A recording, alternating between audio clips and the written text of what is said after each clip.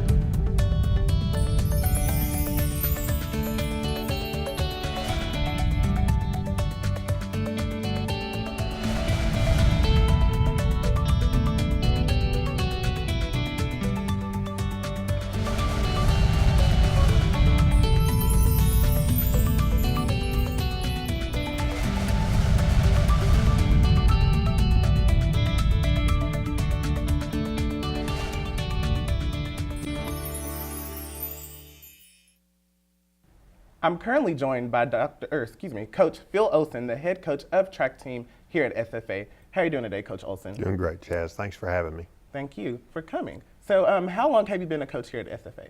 I've been here a little over 14 years, but this is my 15th season, so quite a while. Great. And why would you become a track coach? Well, it was a lot of things. I knew coming out of college that I wanted to be a coach, and I wasn't sure what avenue to take, and I had an opportunity to be a graduate assistant coach in college, and I just fell into it, and I've been doing it ever since, about 26 years now. Okay, and so did you participate in any track and field events in high school and college? I did in high school. I had health issues in going out of high school, and as well as I was just a mediocre athlete. So I don't think anybody would have been recruiting me back then. Okay, and so what's your favorite event? I have a lot of favorites. Obviously, I coach the throwing events, but man, I love the relays. I love the 4x4, the 4x1, the 4x4. Whatever we're good at, I love. I love all the field events. So, you know, take your pick. I can go from 10,000 meters all the way down to the 100, and I'd be very happy to watch it. So I love track and field. Thank you. And we competed in the Texas Relays last weekend. Tell us about that. Well, the Texas Relays is a showcase for high school and collegiate athletes, as well as post-collegians, Olympic prospects. And we had probably in my 15 seasons here, our best Texas Relays ever. We had some national qualifying marks put up by Colton Ross in the pole vault, 18 feet, Jamal Peden in the long jump, 25.7, our men's 4x4. Broke a school record and ran 3:06 and won the university section of the 4x4, beating TCU, Mississippi State, those types of schools. And our women's 4x2 ran an unofficial school record. We don't keep that officially, but they did exceptionally well at this meet. And then Josh Taylor put up a top 3 national quarter hurdle race. And he was 3rd overall. So it was just a fantastic meet for us. I can't say enough for our athletes and our coaches. And so did you get invited to the Texas Relays? How does a school compete there? School competes there basically on talent level. If you have the talent, if you have the goods to get in, you'll get in. And but it's, you know, it's open to everybody. But if you're not at a certain talent level, then you're going to be doing something else that weekend. Okay, and I understand that you said some Olympic qualifiers or people that are getting ready for the Olympics. How does the training differ from regular season to someone that's going on to the Olympics? Well, usually Olympians are a 4-year cycle. I mean, they're looking at 4 years down the road or 8 years down the road. We look at 4 years as well, but we're more of in a developmental phase with a lot of our athletes. They come to us very young. They're at a different training age than an Olympian. They can handle different training loads, different volume loads, that kind of thing. I won't get into that. But you're talking about younger athletes versus Olympians. Olympians are at their peak at age 26 to about 32. So you're talking about a big age difference. Yeah. At the collegiate level, we do have 2 track seasons. I know one's indoor and one's outdoor. Besides the obvious, what are the bigger differences between those two? Well, the bigger difference is the number of events that you run. You know, indoors, one of my favorite events is the distance medley relay. We do have the 4x4 indoors. We don't have the long throws indoors. We have the discus and the javelin and the hammer outdoors. You go, and then the event distances are shorter. You have the 60-meter hurdles or sprints indoors, 100 meters or 110-meter hurdles outdoors. So it varies there, but you go from 17 events to about 21, 22 events. Okay, cool. And I know it's track season for high school students around this time. How's the recruitment process for that? Well, you basically, you put up numbers. It's pretty easy from the standpoint of performance. See who's performing at what level, and does that level fit in with what you're trying to attain, what you're looking for in a recruit, whether they be a walk-on or a full scholarship athlete. And then you have to go out and meet the kids and see if they're a right fit for your program academically, personally, and athletically. So it's a process. And we've been doing really good. Who do you think is our biggest opponent against the SFA in the Southland Conference? Well, the Southland Conference has changed a lot within the last year. You know, we went from 9 schools to 14 schools. And so that makes a much deeper conference. That's a lot tougher conference. It's a lot tougher conference to win. But usually when you talk about rivals, Sam Houston is probably our biggest rival. Southeastern Louisiana has a very, very good men's team right now. And Abilene Christian, going from Division II to Division I, they're going to be a very competitive team. So we compete against everybody. Everybody's tough to us. We just hope that we have the talent level and the force to meet up to that challenge. And we do so well, so why do you think that is? Our athletes and coaches, they believe in each other. They support each other. We talk a lot about God in our program and what God expects of us as members of the team and as we go out and live our daily lives. So our bond is great. And like we've said this year, our big theme this year has been 100 strong. We have 107, probably about 105 right now on our team. And we all wear a wristband that says 100 strong on it. And we wear that band to remember or, dedicate our season to somebody that's helped us along the way, whether it be a parent, a grandparent, an aunt, an uncle, anybody that we feel like dedicating our season to. All righty, thank you. Thank you for joining us. And coming up next, we've got Savannah Fields with Dr. Alan Larson talking about the Disability Pride Parade. This is Jack Talk.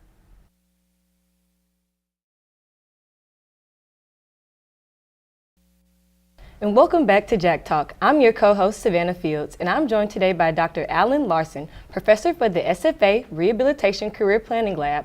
How are you today, Dr. Larson? I'm good, thanks. Well, can you tell us a little bit about yourself? I'm a professor in rehabilitation counseling and rehabilitation services.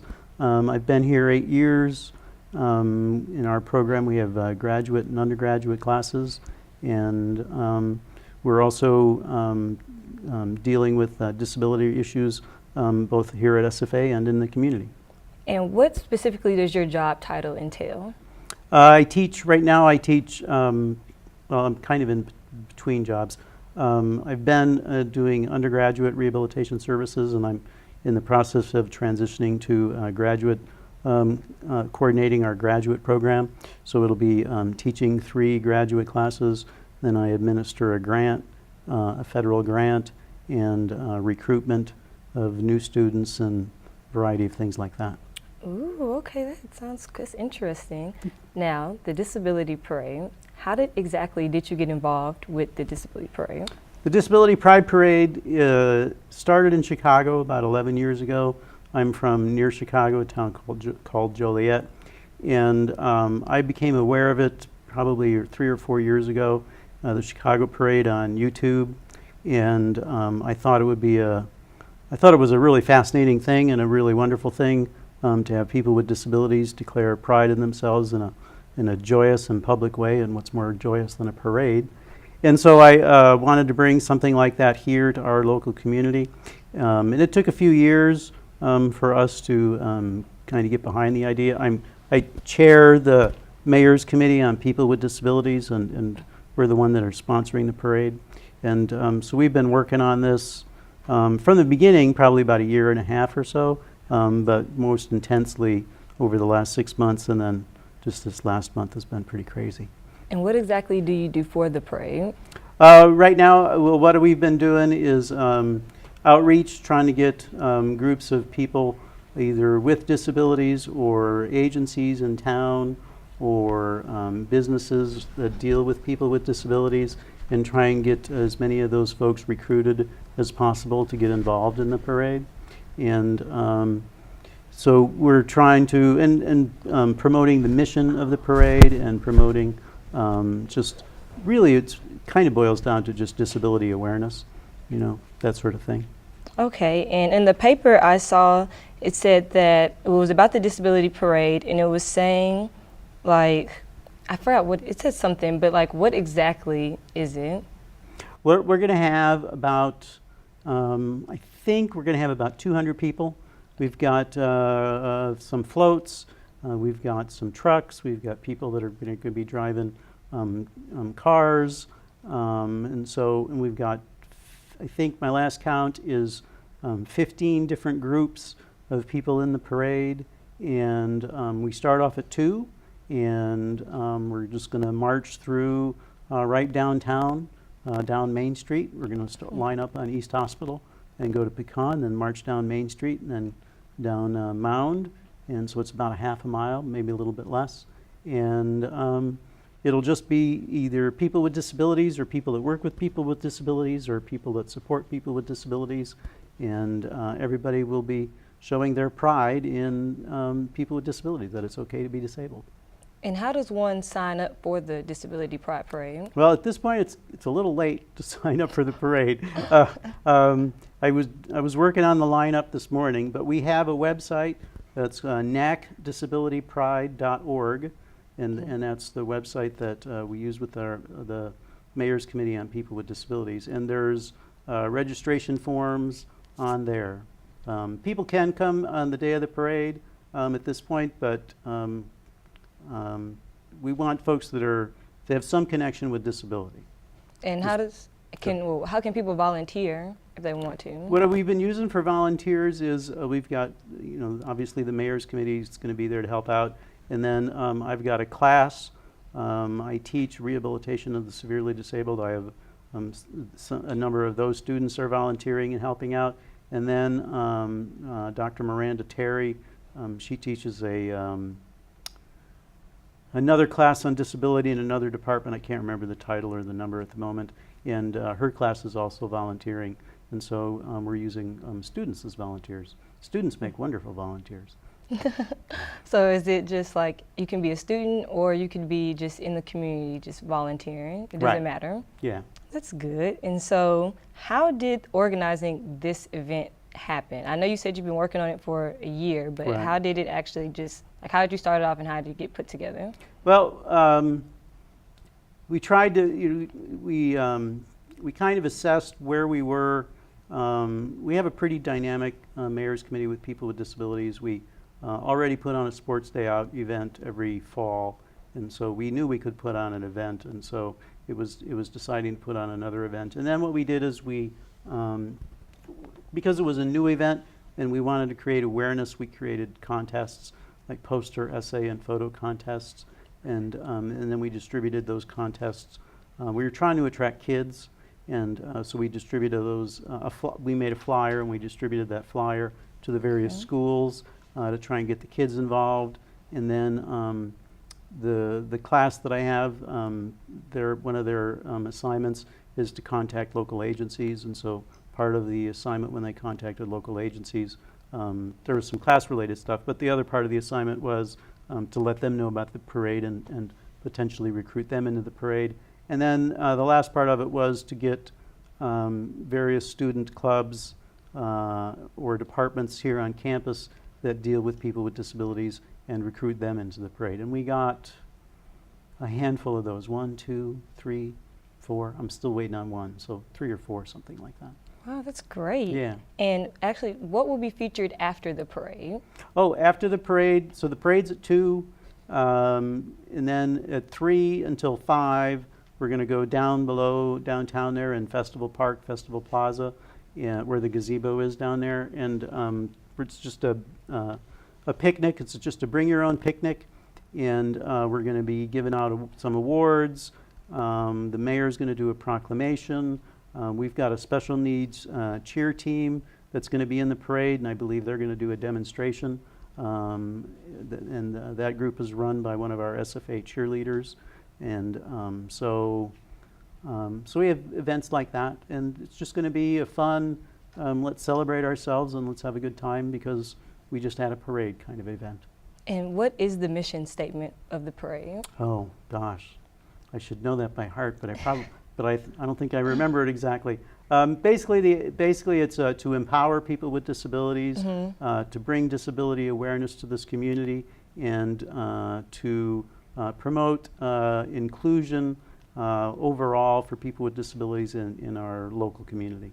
That's such a wonderful mission statement. Well, thank you for joining us. And coming up next, we're bringing back Chaz with more sports as he takes on talks to offensive coordinator for the Lumberjack football team. You won't want to miss it, so stay tuned for more Jack Talk.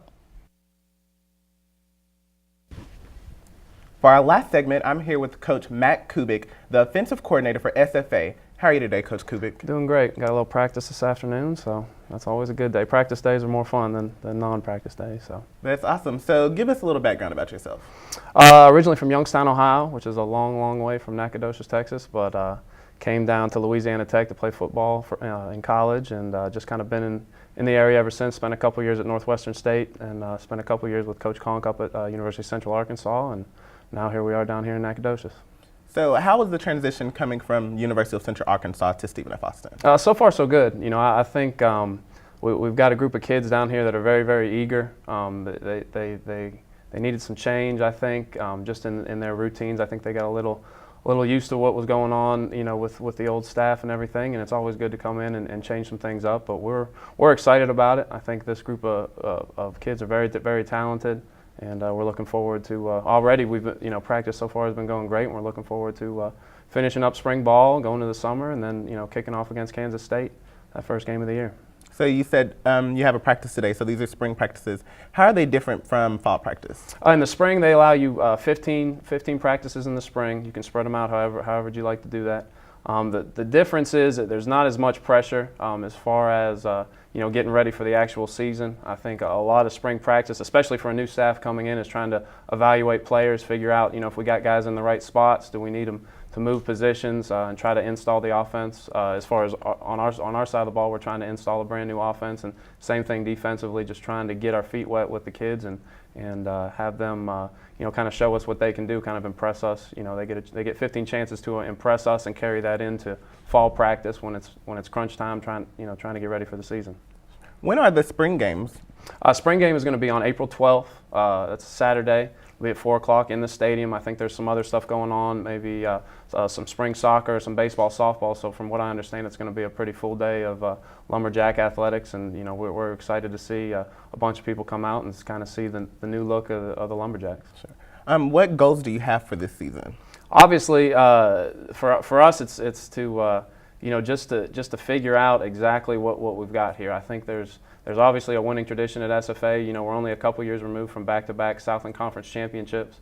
That is ultimately the first goal, is to win the Southland Conference championship, try to get to the playoffs and go from there. But that's down the road. That's for the fall, and that's like I said. That's why we get these 15 opportunities in the spring, is to figure out where we're at right now and get ready to go for the fall. And of course, we have the annual battle of the Piney Woods against our rivals, Sam Houston. How will you find yourself preparing for that? Yeah, I'm really excited to be a part of that. From what I understand, you don't really understand the rivalry until you're here in Nacogdoches, and it's a great opportunity for the kids to go down and play in Reliant Stadium, where the Texans play, and I understand it gets packed down there, and it's a pretty heated rivalry. So for us coming in as a new staff, like I said, we don't know much about the rivalry, but from what I understand, we're going to find out pretty quick that it's a pretty serious deal. And on October 4th, we'll actually be playing against the University of Central Arkansas at our Homer Bryce Stadium. Mm-hmm. What are your concerns, or what do you feel about playing against your home team? Are you excited to play against them? Or Yeah, it'll be great. You know, that's the thing about the Southland Conference. I've been at a couple different schools in the conference, and we have some other coaches on the staff that have been playing against some former coaches that they know, and to play Central Arkansas down here is going to be a lot of fun. A lot of kids on that team, you know, that I think very highly of, and to be 100% honest with you, we're going to have to bring our A game, because I know all those guys personally, and I know that it's going to be quite the task for us. And so you came here with Coach Conk. He's also from University of Central Arkansas. How do you feel about his impressive win-loss streak, and how is that going to be with SFA? Well, I think, you know, that's one of the big reasons, you know, that SFA sought out Coach Conk and tried to bring him, and obviously brought him down here to Nacogdoches. He's done some tremendous things at the University of Central Arkansas over the last, 13 or 14 years. I was fortunate enough to be with him for 3 of those years, a couple playoff appearances during those years. So, I mean, he's a tried and true, tested coach that has a very impressive win-loss record. And like I said, we're just happy to be along for the ride and see if we can continue that success down here in Nacogdoches. And I know that the football season for high school is over. How do you go about the recruiting? Actually, after our spring game on the 15th, we're going to sit back down and, like I said, evaluate our guys here on campus, our current athletes. And then that last week of April, the first couple weeks of May, we'll be back out on the road recruiting. Basically hitting every school. We break all this. We're going to basically recruit Texas and Louisiana. We're going to break the state up into a couple different regions, and each coach will be hitting every high school in their region over a period of about 2 or 3 weeks. And the process just kind of starts over. We get a list of guys back rolling again in the spring. Hopefully we'll get them out to summer camp, see them perform, on the hoof at our place and at some different traveling camps. And kind of the list just dwindles and dwindles and dwindles again until February, where hopefully we'll sign probably another 20 to 25 kids and make some new lumberjacks there in February. How do you feel about the current recruiting class that you have now? The class that we've had this year is awesome. It was kind of short. Kind of on a didn't have a big timetable to kind of get to know these guys and recruit them. So we got out here in December. Got on the road immediately. Luckily, the previous staff has had a list, and they were recruiting some guys, so we used some of their guys. We had a couple guys that we were recruiting at the University of Central Arkansas that we kind of added to the list. And I think with the short time period that we had, I was pretty impressed with the guys that we signed. I think we've got a great group coming in. And what type of offensive tech are you bringing to the Lumberjack system, like any holes that you have to fix in the offense? And that's the one thing about SFA. I mean, they haven't had any problem scoring points here over the years, and so we're just going to try to keep that tradition going. You'll see some different things in the run game, but as far as the pass game goes, a lot of similar stuff in the pass attack. Obviously, we've got to find a new quarterback. They've had 2 pretty good ones here the past couple years with Jeremy Moses and Brady Attaway.